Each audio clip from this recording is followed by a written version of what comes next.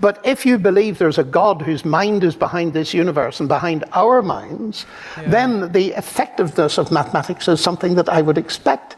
And of course, Newton, being the genius that he was, this was one of his evidences when he wrote Principia Mathematica. He wrote at the beginning of it, he hoped a thinking person would see that there was a deity from his descriptions of the universe. Is not the only way we can come to truth. It's not the only way we can come to know things. Like you said, philosophy is a major study, and it's also very, very important. And it doesn't answer the questions, how in the world can we do science in the first place? Directions, not only in one direction.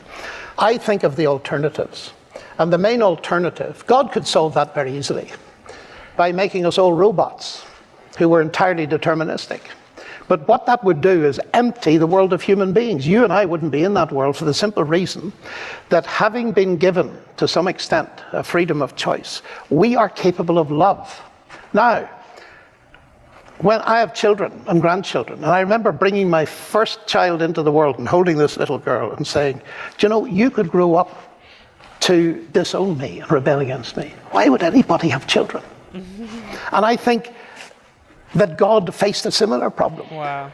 We have children because of the potential for love, but we know it can go wrong, but it can only go wrong because the potential for love is there. Wow. Now, I admit that problems like Himmler and Anne Frank are terrible problems, but if you solve them by saying God ought to have made us robots so that there was no love in the universe, well, that would make me think very hard in the opposite direction.